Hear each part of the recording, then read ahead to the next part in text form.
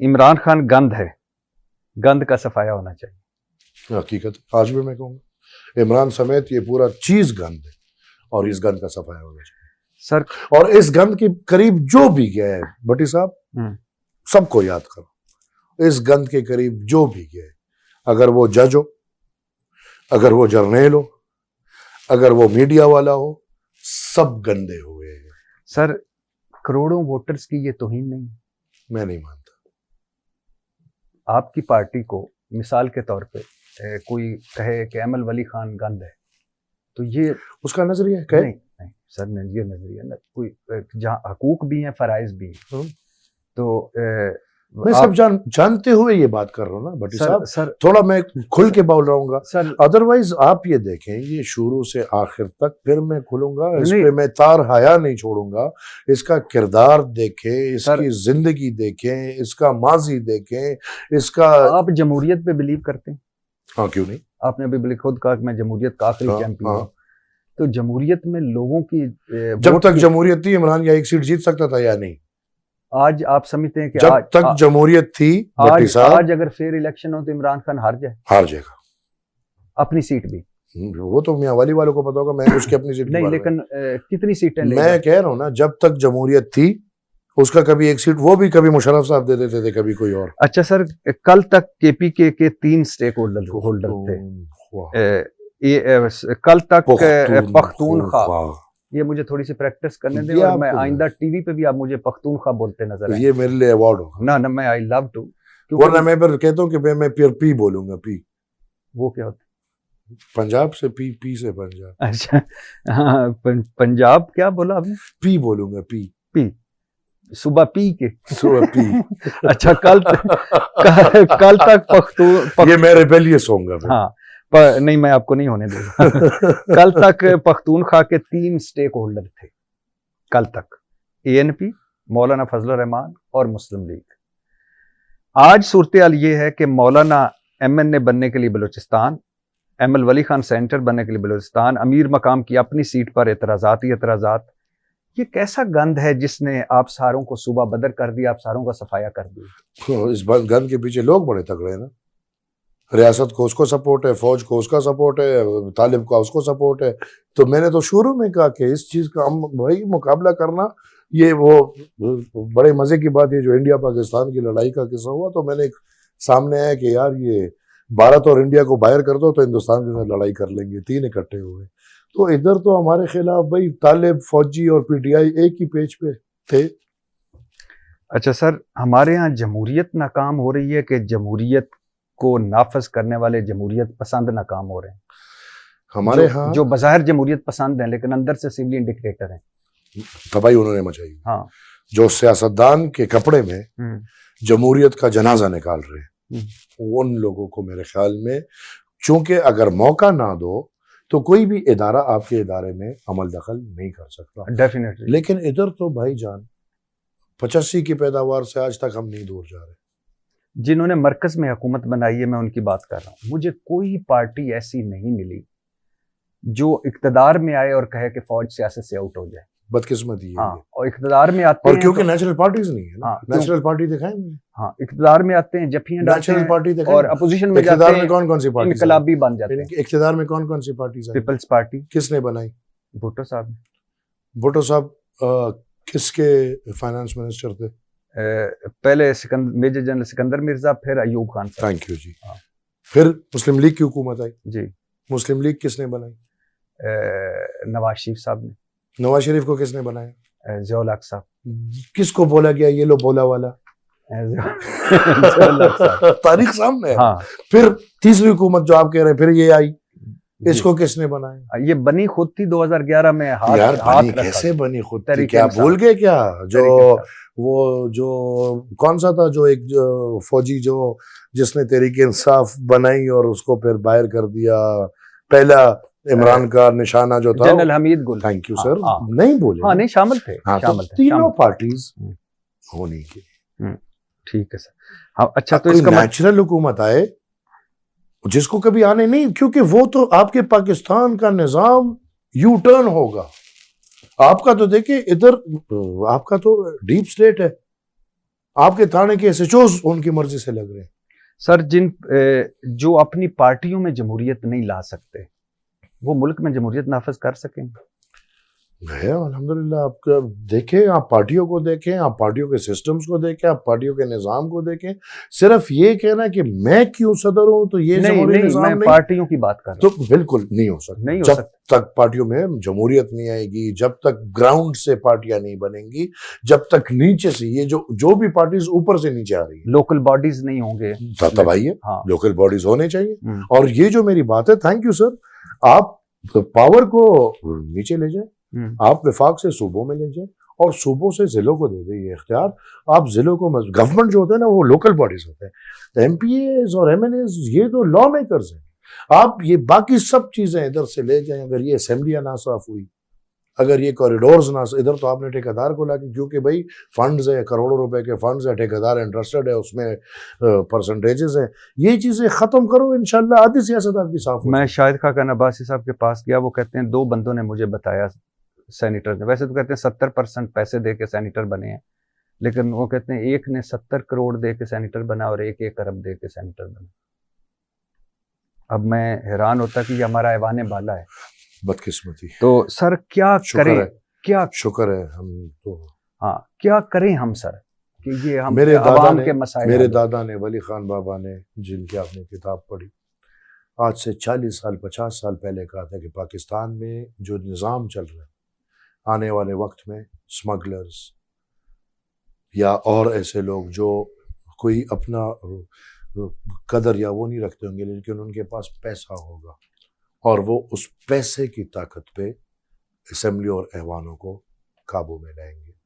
آپ بتائیں، تینوں جو پارٹیز ہیں، آپ بڑی پارٹیز جس کو سب کہتے ہیں کہ بڑی ہے، چلے مسلم لیگ، PTI اور پاکستان پیپلز پارٹی، کیا ان کا آنا پیسوں کے زور پہ ہوتا ہے یا نہیں؟ ڈیفینیٹلی پوری سیاست ہی پیسوں کے ارد گرد گھوم رہی ہے. تو آپ نے نظام ہی ایسا کر دیا. اب کیا کریں سر، آگے کیسے بڑھیں؟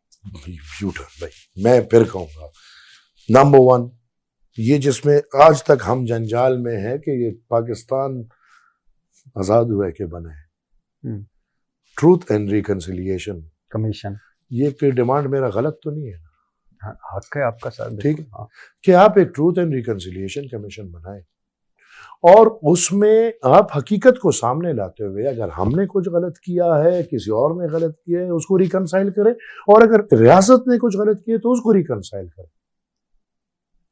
نمبر 2 ریکنسیلیشن کر کے اس فیصلے پہ کھڑے رہیں، کیونکہ دیکھیں یہ ہمارے مسائل ایک تو نہیں ہے نا.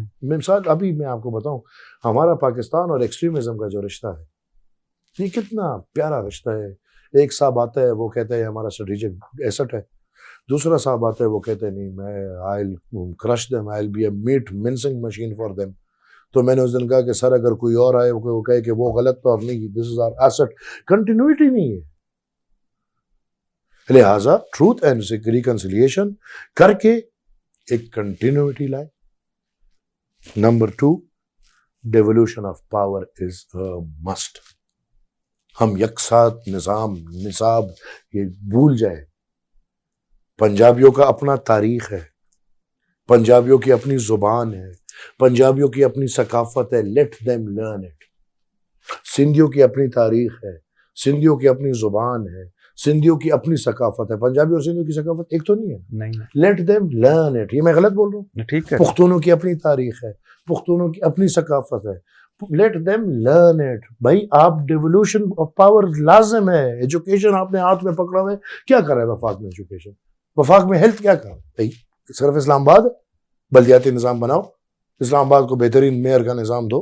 27 کلومیٹر کا اسلام آباد، 55 وزیر، مشیر، معاونین. سوچے. اور میں سمجھتا ہوں کہ 5 وزیر ہونے چاہیے.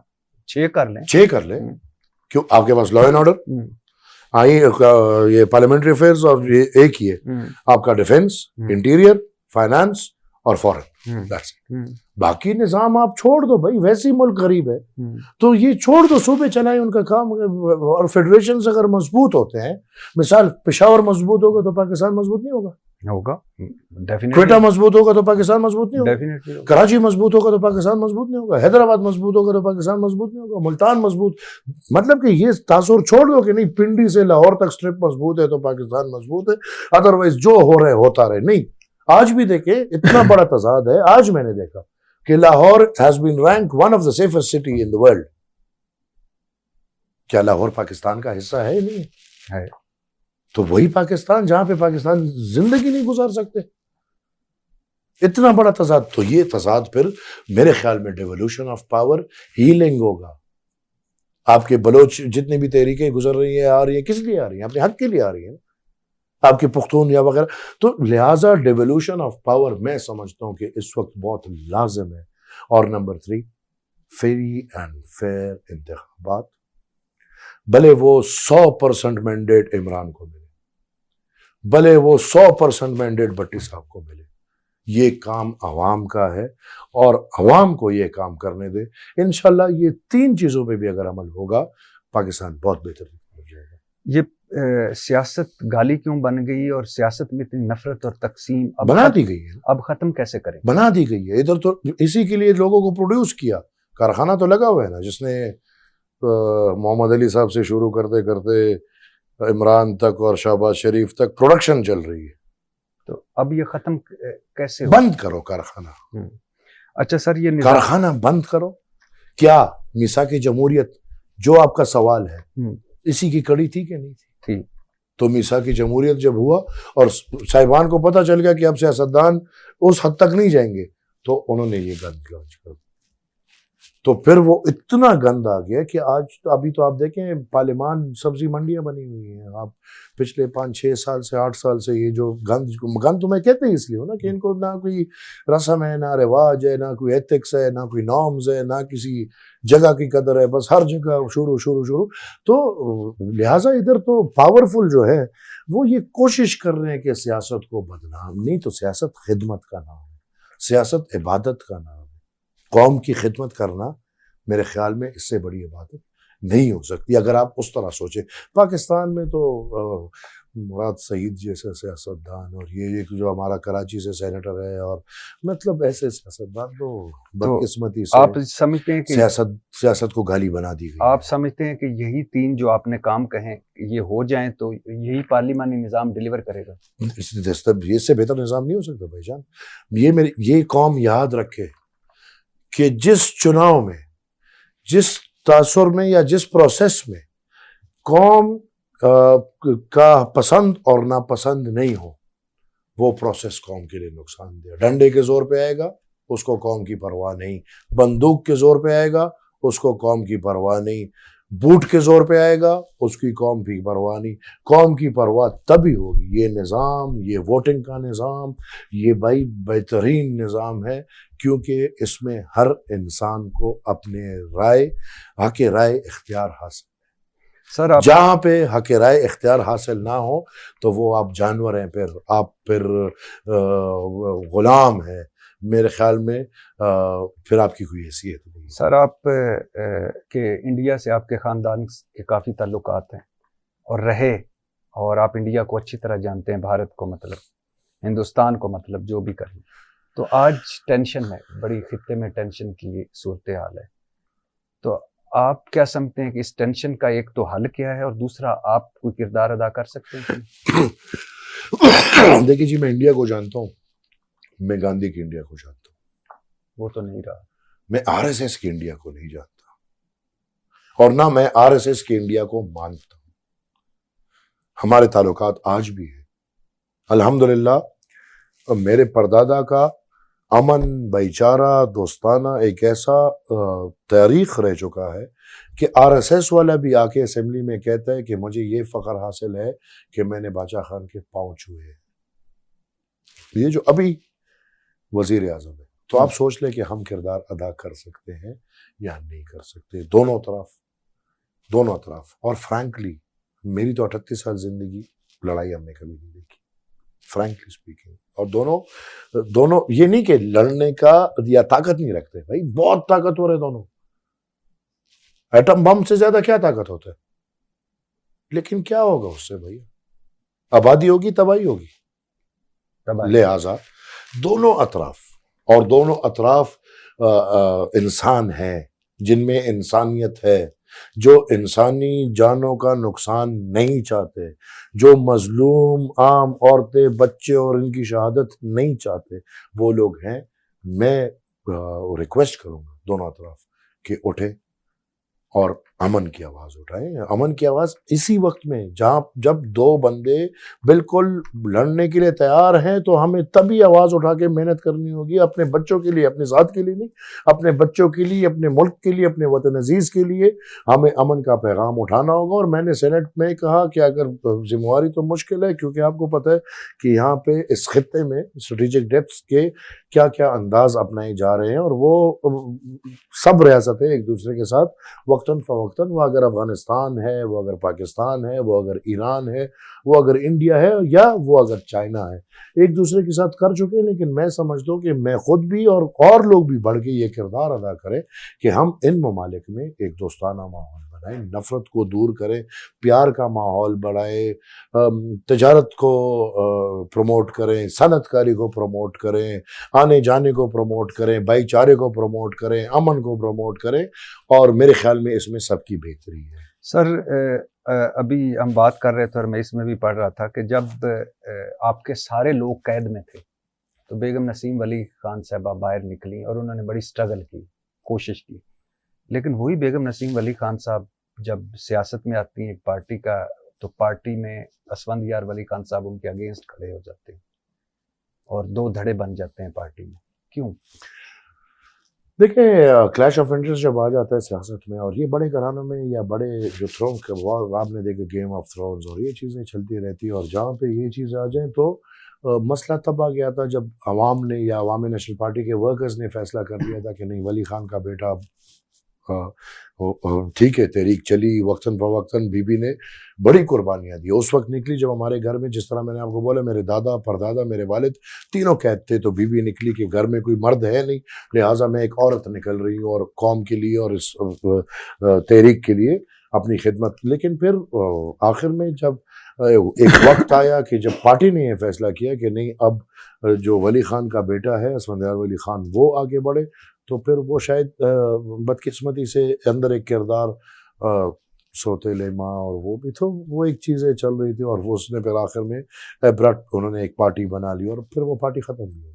آپ سمجھتے ہیں، ایک تاثر ہے لوگوں سے، میں نے سنا ہے، لوگوں کی رائے ہے کہ ایم ایل ولی خان نے پارٹی کو نقصان پہنچایا، ایم ایل ولی خان کی وجہ سے پارٹی کے اندر اختلافات ہوئے، ایم ایل ولی خان کی وجہ سے پارٹی سے لوگ نکلے ہیں یا نکالے گئے ہیں، جس میں میں نے ابھی نام لیے تھے، عبداللطیف آفریدی، افراسیاب خٹک، بشرا گور کو آپ نے نوٹس دیا، زاہد خان نے کہا کہ اس ملک میں نہ سرخے رہے نہ سبزے، ایم ایل ولی اپنی مرضی سے پارٹی چلا رہا ہے، غلام بلور سیاست چھوڑ چکے، سوات کے واجد علی خان آپ کے رویے کی وجہ سے علیحدہ ہو گئے، آپ کے سابق وزیر تھے۔ اب دیکھیں، میرے اپنے وہ ہے، اب اگر حق یا سچ بولوں تو مطلب کہ شاید ٹکٹ نہ دینے کی وجہ سے سیاست میں لوگ نظریے چھوڑ دیتے ہیں، راستے چھوڑ دیتے ہیں۔ ہم تو نہ اپنا نظریہ چھوڑ سکتے ہیں، نہ اپنا، لوگوں کے پاس تو پھر بھی یہ راستے ہیں، ایک پارٹی میں چلے جائے، دوسرے میں چلے جائے۔ آپ نہیں سمجھتے آپ سیولین ڈکٹیٹر ہیں اپنی پارٹی میں؟ نہیں، اچھا، میں یہ نہیں سمجھتا،